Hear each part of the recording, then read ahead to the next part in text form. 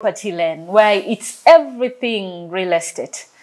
Once again, my name is Catherine Nanteza, your host, and we continue today the conversation about luxury. We are looking at luxury developments or lifestyle developers. What should they look out for? When do they bring in the professionals like agents and would-be consumers or clients? Do they ever involve them anyway? We will find out. Ladies and gentlemen, welcome with me our first guest tonight. Madam Emak, you are welcome, the consul to Antalya, Turkey. Say hi to the viewers. Hello, hi, thank you for hosting me. And other guest, yes, we were with you previously. The same set. Is none other than Mr. Nsamba Wilberforce, an upcoming developer and a very known agent and property manager with many titles. Thank you very much, Kathy. Glad to be here again, still discussing luxury and lifestyle real estate. Thank you, Mr. Nsamba. I would like to start with you. Yes. As a real estate developer or someone venturing into real estate development, what do developers look at when they are constructing for luxury clients? First and foremost, Kathy, every real estate developer, especially for buying, every real estate developer should be exposed. Key. What do you should mean? Be. You should get exposure. You can't do what you don't know. You can't give what you don't have. So make sure you get every exposure that you need to have. Because the more you see, the more you feel, the more you walk into these spaces, the more you get to appreciate them and be able to do them. So exposure is key. Now, by exposure, you mean going to Gulu and Bali? No. If you're going to develop for luxury, then travel to the countries, to the places that have the luxury. And which countries would those spaces be? Turkey, even India, Kenya. But even as near as Nairobi, they're doing some of unique products that are high-end. I've visited so many of them.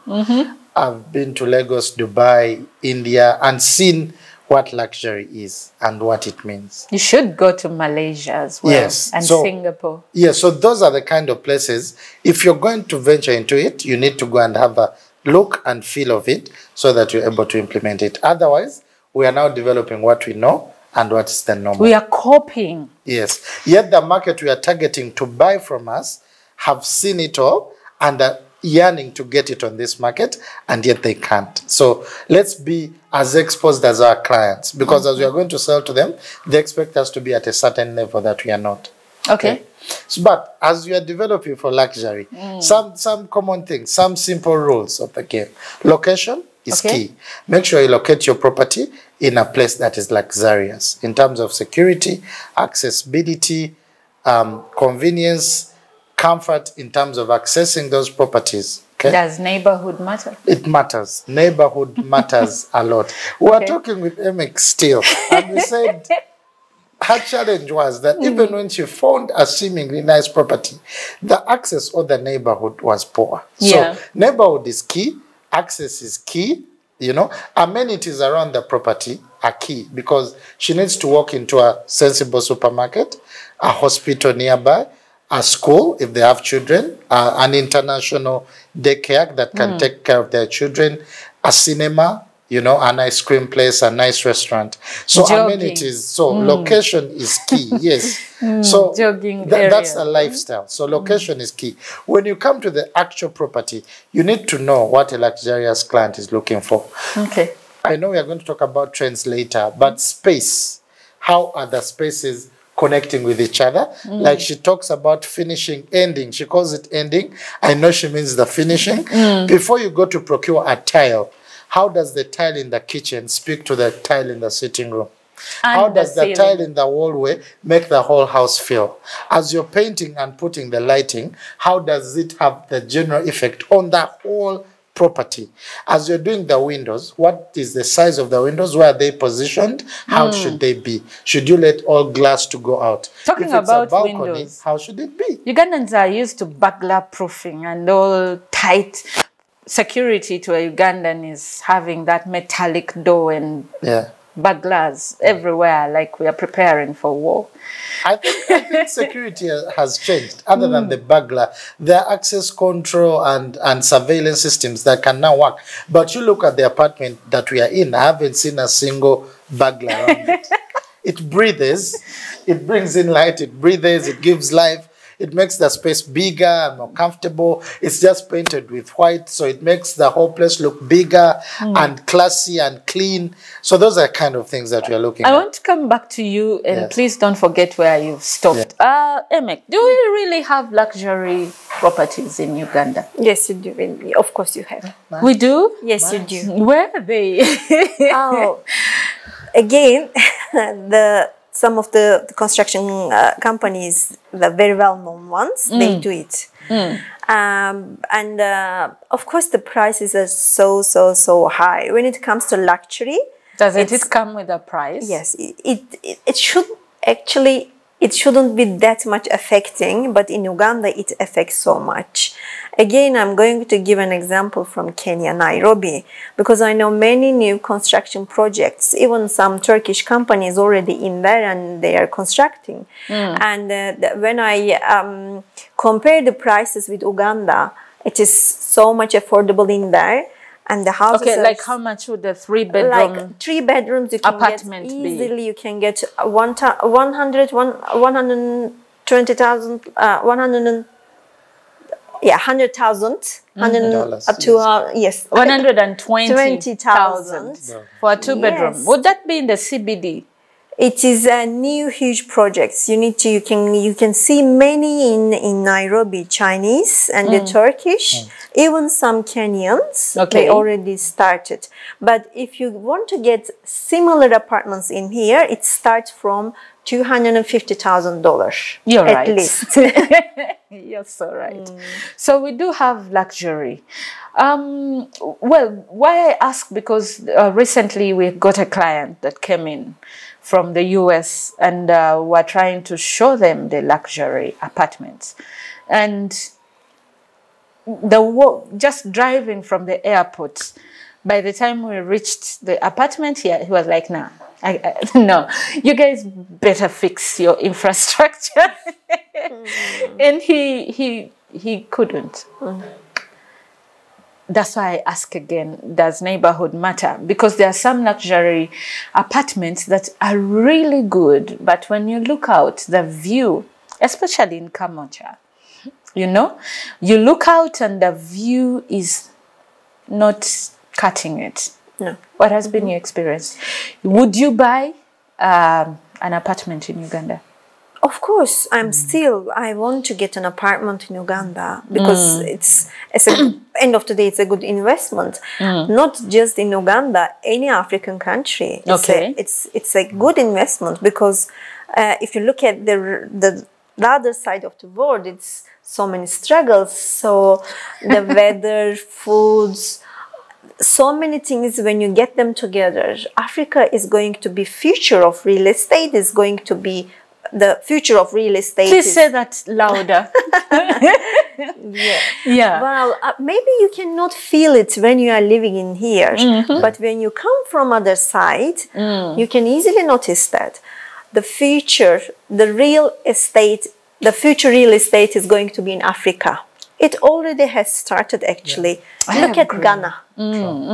So many, of course, mostly Ghanaian investors who lives out of the country. Now they are coming back to country and they are investing in their country. And of course, the best invest is construction. They are making huge project, really nice luxury properties in there. So it is not just Uganda, in Nigeria, in Kenya. It's going to increase because of the weather, because of the food, because of the labor, because of everything. Okay. So that's why here I was telling you that Uganda is still in 80s. Oh my God. When do we get to the 90s? You need to, like, And you need catch up to. in the 2000s. Yes, you just. You're not even in the 2000s. So it's not difficult. Just believe me, it's not that much hard. It's not difficult. The main key is in here, not the developer, the real estate agents. Okay. Because they are the one who is going to Advise. Yes, advise and promote their properties. So you need to. I don't want to say that the correct verb is like direct them on the right directions. How, before they start their construction projects, they need to sit with you, real estates, because you are the one who is facing with Yes. the clients. clients. So you That's know true. them better. So interior designers, architecture, developer, all together, and then start something what the market needs. Okay, you paused when you were still telling us what a developer needs to do. And she is saying we need to get the clients and the agents at the start of the project. How is it normally?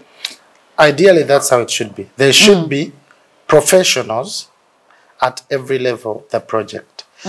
It begins at feasibility study level. Okay. I think that's where most developers get it wrong. When you fail to get the right project in the right place for the right price, then you've got it wrong. How do you come to the price? Maybe you will come to that after the break. It's when you hire professionals to advise you to do a proper feasibility study for your project.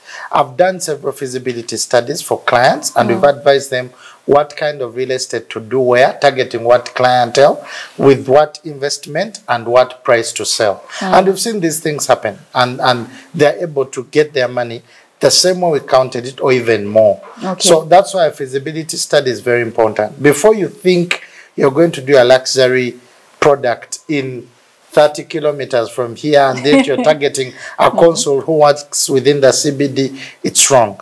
So we come in and tell you, no, you shouldn't invest your money where you won't get it back.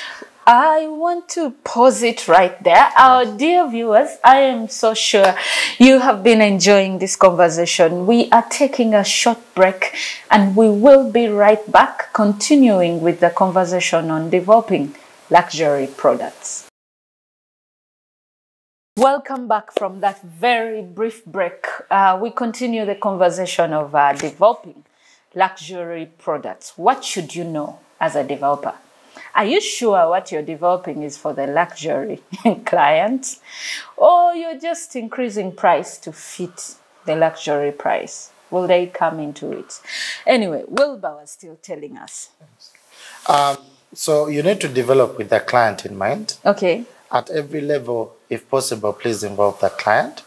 These days, most products are sold off-plan, pre-sales. Pre-sales give you a chance to involve your clients along the project life cycle. Okay. So structurally, you keep to the standards. Now, structurally is about using professionals, engineers, architects, surveyors, valuers, etc. Then you have your superstructure. When it comes to the finishes, to get cracks in a luxury. So that is the technical bit. Make sure you have your technical team set, experienced, and good. When it comes to finishes, after you have done the sale, that's when you involve now other professionals and clients who are looking at finishing, the ending, like she said. Now, that's where the interior designers come in. It has not been a big business in Uganda because most people think they know how they want the thing to be. But I think developers now, we need to embrace so much the work of interior designers because they help you make the place and the product the way you want it to be on the market. Once you're done with the structure, you need to finish it from the client's eyes. What would the client want when they enter that apartment?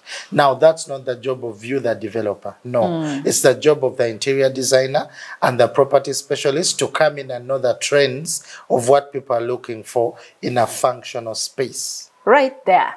Yes. Emek, Yes. what do luxury clients want? Now we are talking buying. When buying, first and foremost, when do you want to come in? Do you want to come in when it's finished, painted? Okay. If I can trust, I prefer buying when the project starts. Oh, Yes. okay. Because the price is going to be lower than, Yes. slightly lower than when it's finished. Okay. So I think so, because it's like that in my country. I Yeah, think it's it the same is. in here Yes. also. It is here as well. Another thing is I can put my ideas into it and change different things, the colors of the tiles or the kitchen, those kind of small things, but I can change it. I have that chance instead of buying and breaking everything and making it again. So that is another thing. But it comes again to trust. Yeah, because even I've heard of developers saying, I don't want the client coming like that. Because some have made us break walls and change things, and then after they can't afford the property, and we have to sell it to someone else who wants it back the way it was originally. Yeah, so that means the both sides need to trust each other. That's true. Yeah. The other thing is, for me, as a person, security is the main issue. Okay. It has to be definitely secure area. The neighborhood is so important. Who I am going to live rest of my life together, because it's not a rent. I'm buying a property. I'm investing in somewhere. So my life is going to, maybe it's gonna end in there. So that's why I need to know who is going to. They are going to share the same place together, space together. And then, of course, the others, the quality of the material they are using in house. The other things are coming later. Okay. But if you can, if you satisfy on those areas, then probably you are going to see that, okay, this project is going to give what I accept. So do you commit at the beginning if you're going to keep monitoring, or you want to watch it up to a certain level before you commit? Well, we prefer, as I said, when the project starts, we want to get in and buy our property and then wait until it finishes. But in here, of course, we need to, if the company is not well known or something, prefer just before ending. Is that when you make? Okay. How is it well, you talked of trends. What are the current trends in terms of luxury before we get to the housing bit, housing finance bit? The current trends are in terms of sustainability.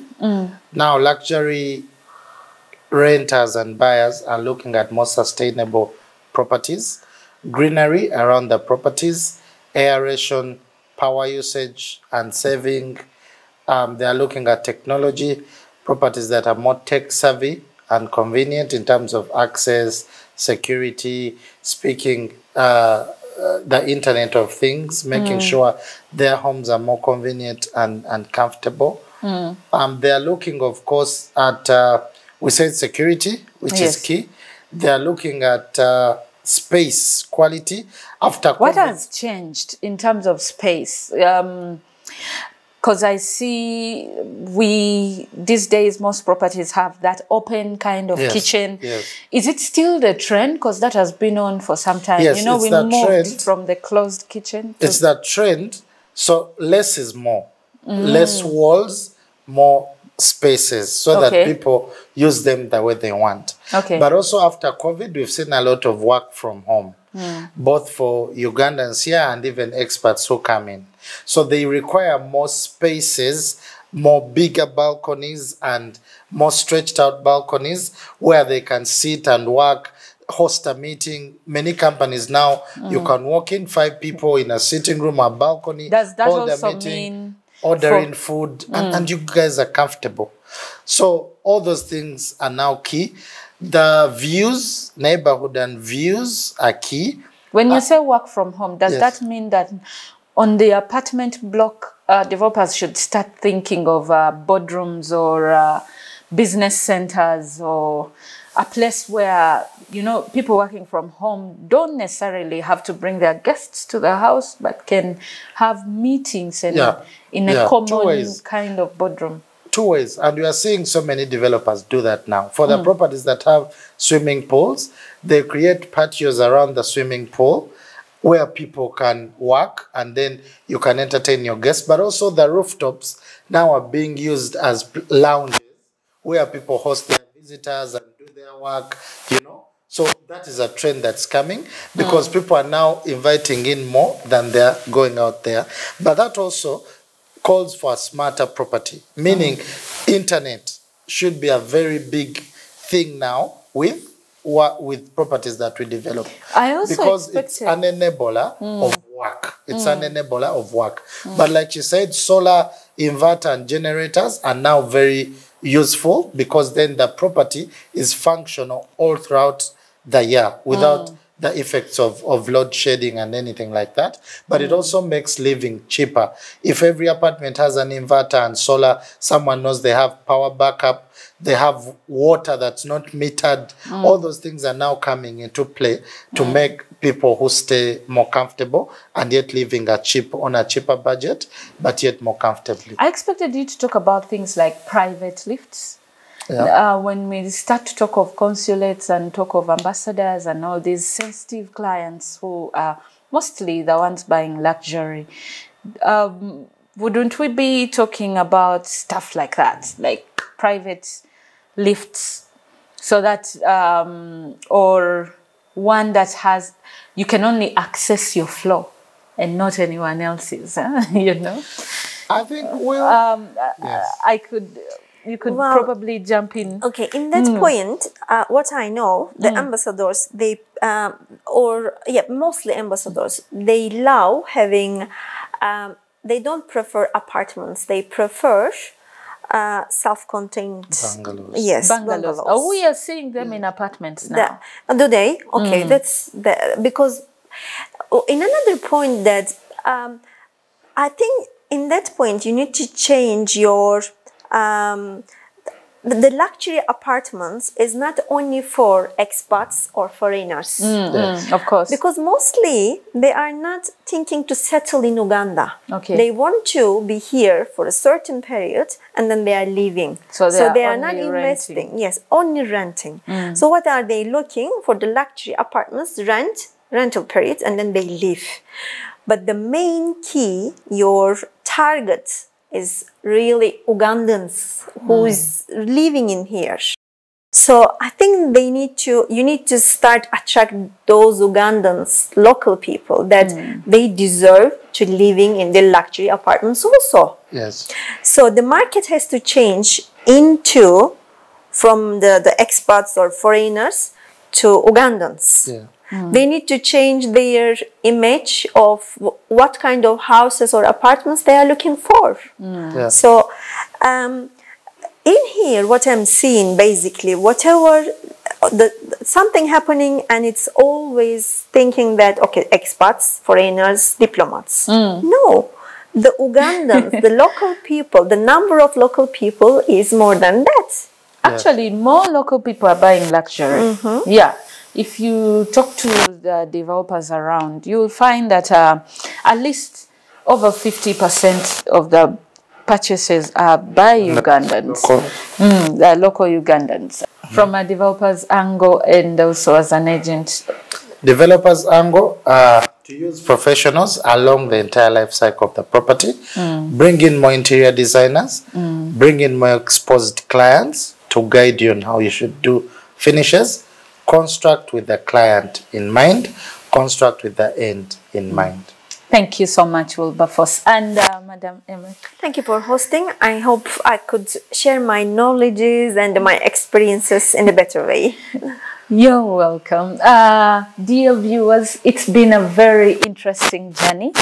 I hope you learned something. We will be bringing you more of the luxury developments, even from outside of Uganda, both within and out. to show you what we are talking about. Otherwise, you've been a very good audience. From Catherine Nanteza, your host, and from my crew and our dear guests. Bye-bye.